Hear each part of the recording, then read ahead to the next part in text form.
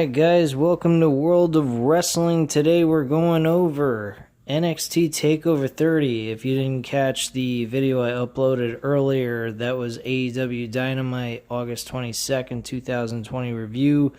You guys can go check that out. I will put a link down below so you can go ahead and watch that video as well right after you're done with watching this video if you didn't get a chance to watch the Dynamite review. This takeover event, guys, before I start the intro music to the review, I got to admit this was actually a foot in the right direction. This was the right creative decision. What they did here, the show was very solid, very entertaining, a lot like the old NXT that we're used to watching. And honestly, at this point in time, guys, if they take the rest of this weekend and Monday and Tuesday to really build on a creative direction on where they want to go for their next takeover event and actually build towards that instead of counter programming with AEW, we should be looking at some really decent shows going into the future.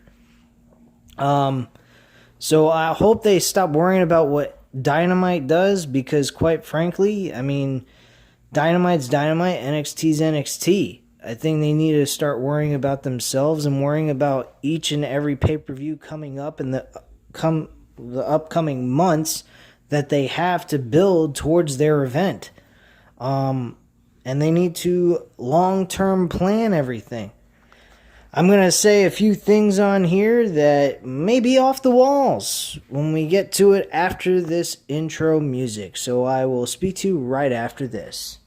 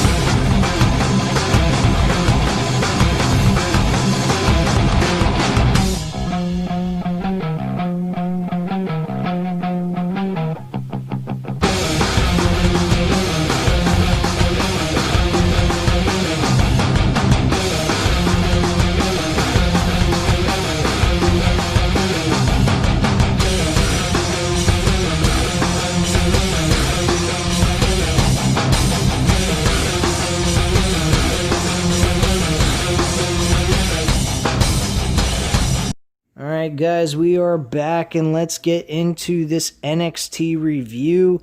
First off, the first match on the card was Finn Balor versus Timothy Thatcher.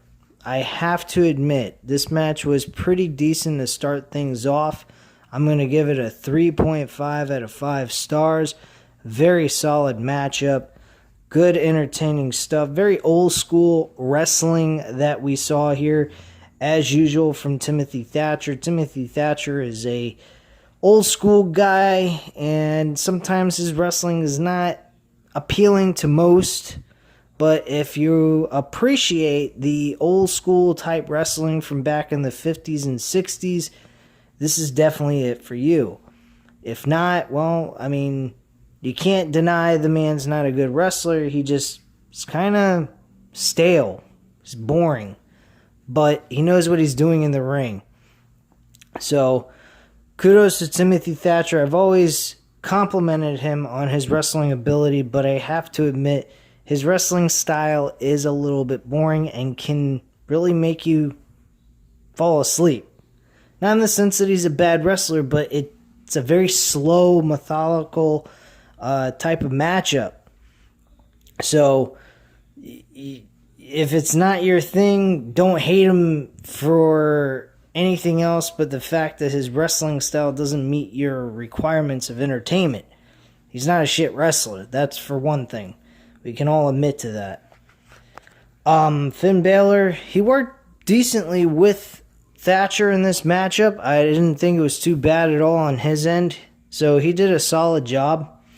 At the end of the day, Finn Balor actually picks up this victory with a 1916 DDT.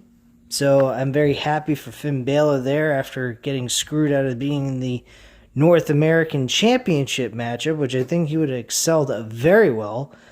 And speaking of that matchup, that, to me, was the fucking match of the night. Second match on the card, and that's the damn match of the night, people. That was fucking awesome. I enjoyed that match very much. People in that match for the North American Championship ladder match was Damian Priest, Bronson Reed, Cameron Grimes, Velveteen Dream, and Johnny Gargano. Quite a few times, Johnny Gargano looked like he was lost. Sometimes. Especially with those attacks that they were doing in the middle of the ring. There was some gang-ups with Velveteen Dream and Cameron Grimes, and eventually those two stopped working together, and Johnny Gargano just kind of stood there dumbfounded, didn't understand what the fuck was going on. And that's what I mean by he was kind of lost there for a moment. But otherwise, Johnny Gargano a couple of times looked like he was going to win. But like I said earlier, going into this pay-per-view, I was stating that he was going to be a role player in this matchup to make it very entertaining and fun to watch, which he did. Everyone else in the matchup did a fantastic job. Cameron Grimes even surprised me. He did some really outrageous shit. Like one spot, he actually had he tried to use both ladders, using each leg on each ladder, and he tried to go up to reach for the belt, and both Bronson Reed and Damian Priest grabbed the two ladders and split them apart away from each other, and his legs were like split as if he was Rob Van Dam getting ready for a match backstage. If you remember Rob Van Dam from back in the day in the early 2000s or so, even the late 90s, he used to go ahead and do splits backstage to prepare for a match. And he looked very much like that, but he didn't look too comfortable doing that spot at all. He was pretty hurt. A couple of times he looked like he was going to be champion there, and I thought he might have been. I would have been really pissed off at them for doing that, which they did not. They went with Damian Priest, which was a right choice. The other choice would have been Bronson Reed. He would have been another good choice for that. But yeah, Damian Priest winning the North American Championship was a good idea on their part. I'm giving this match a 4.5 out of 5 stars. A very solid, entertaining matchup. A lot of high-flying spots. Overall, great match. Very entertaining. The next match that was very, very, very surprising. I can't believe I'm saying this. Pat McAfee and Adam Cole. This match had no outside interference. The two had their cronies with them, but eventually they got kicked out of the arena by ringside, and it became a one-on-one match.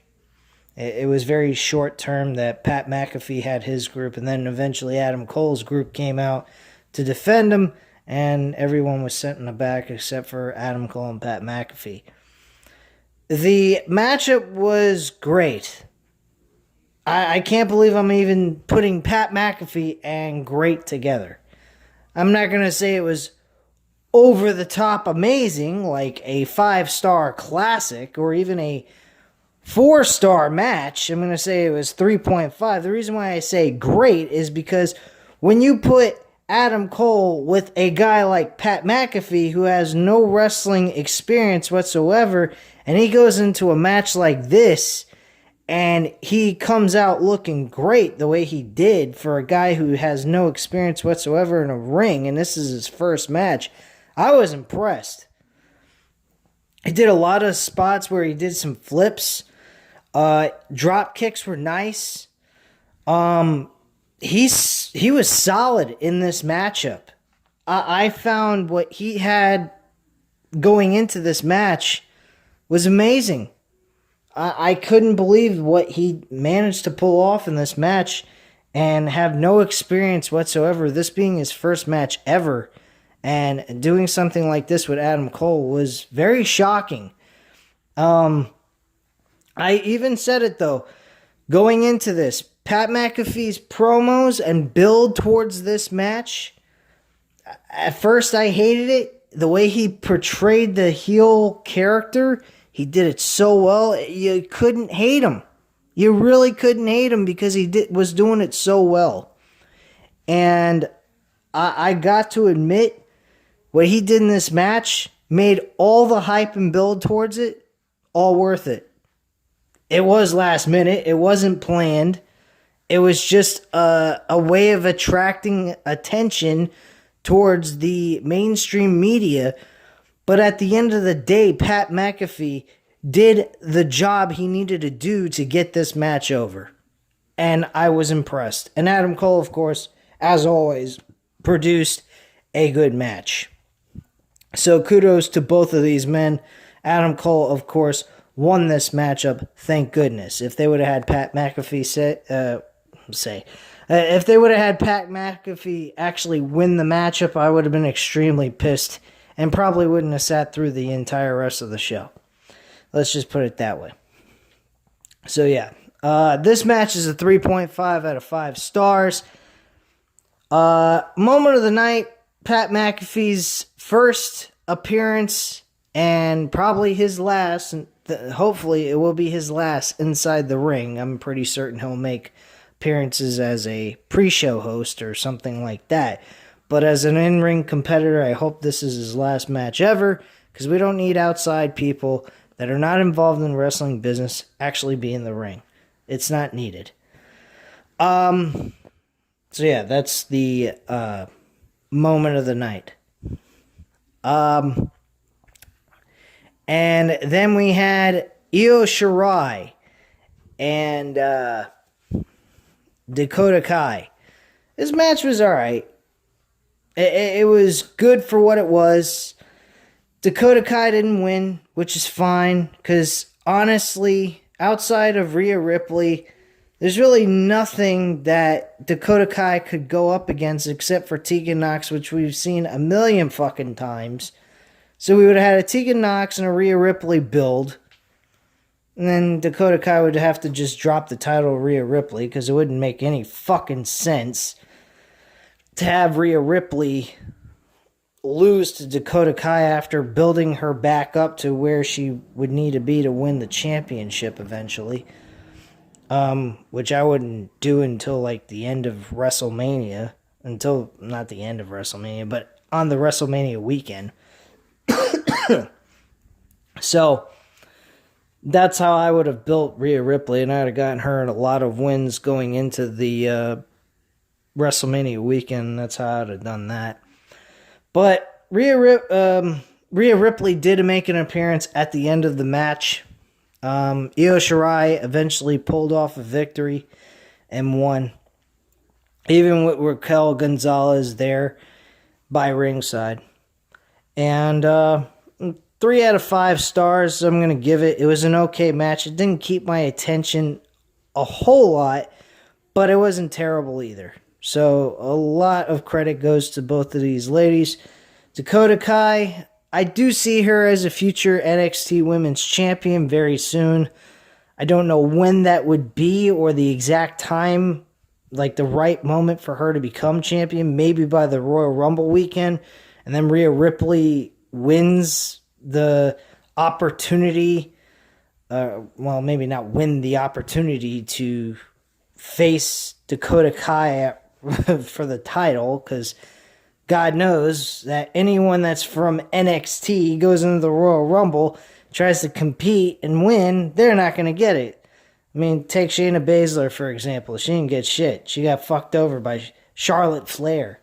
Oh, I don't want to job out to Charlotte Flair. I don't want to job out to Shayna Baszler. Get the fuck out of here, Charlotte. That's when I heard that shit. That's when my attitude about Charlotte Flair being a great wrestler and everything. I just said to myself, she's just another Hulk Hogan wannabe. Just a fucking Hulk Hogan asshole. But getting off of that negative bullshit, because this show wasn't negative whatsoever. Honestly, I mean, where they go with Io Shirai as champion, I'm not sure, but they kind of made Rhea Ripley after Io Shirai was getting attacked by Raquel Gonzalez, not Rodriguez, sorry. But by Raquel Gonzalez. She was getting attacked by Raquel Gonzalez, Io Shirai, and then Rhea Ripley shows up out of fucking nowhere. Apparently, she's got a thing for all these tough chicks. Apparently, with the success that she had against Shayna Baszler, winning the women's championship from her in December of 2019, she's finally gotten in touch with that person again, huh? I don't know. But yeah, she's now going after Raquel Gonzalez. And apparently she didn't like the fact that she was beating the shit out of her. But after she saved Io Shirai in the situation, and Dakota Kai and Raquel Gonzalez kind of walked off, and Rhea Ripley was starting to walk up the ramp, she kind of just turned around and looked at Io Shirai, and Io Shirai seemed a little bit cocky, didn't really acknowledge the assist that Rhea Ripley gave her in, keeping her safe from getting her ass kicked from Raquel Gonzalez some more. Because honestly, she would have tore a new asshole in her if Ripley didn't come out to help her with this situation. So, quite frankly, I don't know if we're seeing maybe a Rhea Ripley heel turn based on this situation, or we're just going to see Io Shirai be challenged by Rhea Ripley at this point. And I don't like that idea, because Rhea Ripley has not done anything since she lost the title to convince me she deserves a right at the World Women's Championship again. They need to give her some time to rack up some wins and go up against like Mercedes Martinez. Raquel Gonzalez is another good opponent for her to get a win over. And get some like pay-per-view wins that mean something. Or anything just meaningful on NXT programming. But her whole thing that since she lost the women's championship and being pinned by Io Shirai, which, by the way, does make some sense now that I mentioned that, because I did forget about that. I mean, who the fuck wants to sit here and think about WWE programming? It's god-awful garbage, but NXT's as close as you're going to get to being a great wrestling promotion like AEW. In the United States, anyway. So, I don't quite see the point of Rhea Ripley challenging for the Women's Championship just yet. I don't think that is the best choice. I see that maybe as a foreshadowing for like the future. Kind of like giving us an idea what might happen later on. But I don't think they need to initiate right into it right away. I don't think they need to just jump right into it. I think this is something they need to hold off on. I think she needs to get a win over Mercedes Martinez, Raquel Gonzalez, and get a couple other big opponents going in. And then eventually we get that women's championship match that Rhea Ripley deserves and give her back her moment that she should have had continuing on as women's champion for a long time through this year, but she didn't happen to get that. She should have gotten the big moment against Charlotte Flair, but of course, why would they do that? Anyway, here's the thing that I want to mention. I am so happy to say and make this announcement because they made it on NXT Takeover. NXT UK is coming back on September 17th. Hallelujah. Because I'm going to probably start doing reviews on a weekly basis for that. If I can even find the time, because I think I'm overloading myself with this shit. but I may try to do that. But with UFC, I already mentioned I'm going to be talking about Bellator whenever they have an event on Friday nights and what have you. May actually use Bellator on Friday nights, to substitute the reviews I used to do for SmackDown. So, yeah. But yeah, NXT UK is coming back September 17th. I think I'm going to keep an eye out for that and see how they're doing. See what they have to offer as it comes to wrestling and so forth. So that's pretty much that. Now, the main event was the World Heavyweight Championship match with Keith Lee and Karrion Kross. The match was exactly what I expected. Karrion Kross won. I'm glad they didn't make Karrion Kross win by submission. I think Keith Lee deserved a lot better than that. It's bad enough the man was going into this match more than likely losing the title, and he was basically become a transitional champion, basically, is what he is. But they made him go out with some fucking dignity. You know, he lost the match by, and this is a spot of the night, by the way,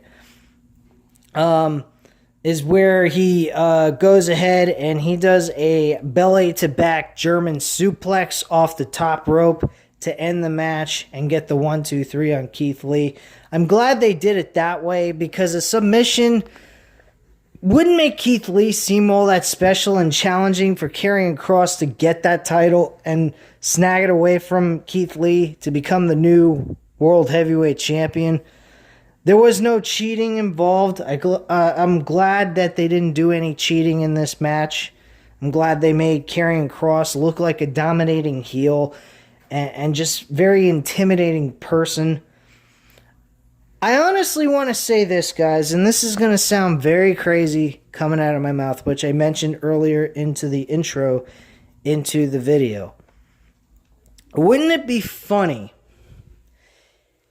if they were to do Karrion Kross stays World Heavyweight Champion, we go into the Royal Rumble, Vince McMahon going into the Royal Rumble is starting to notice Karrion Kross.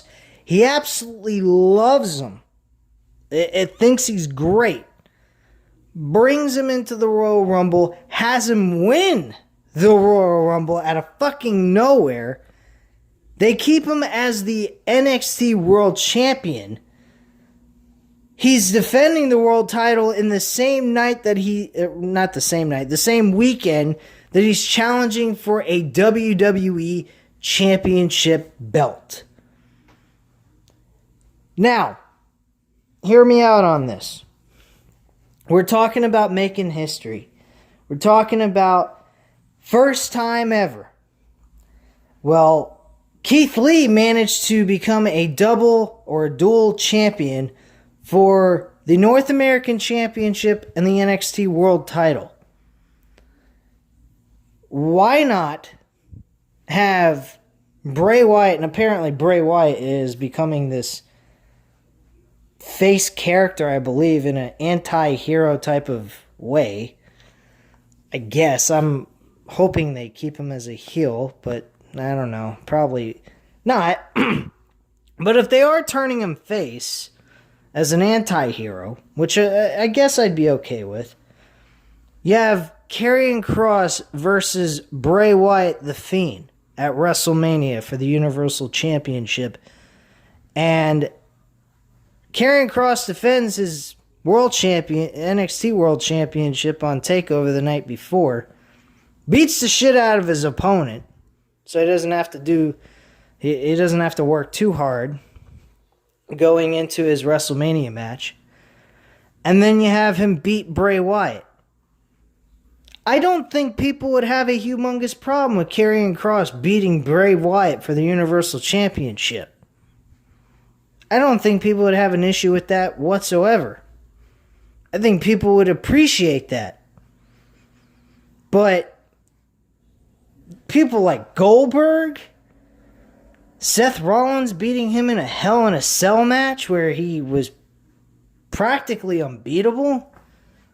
I mean, that's where people got a problem with that shit.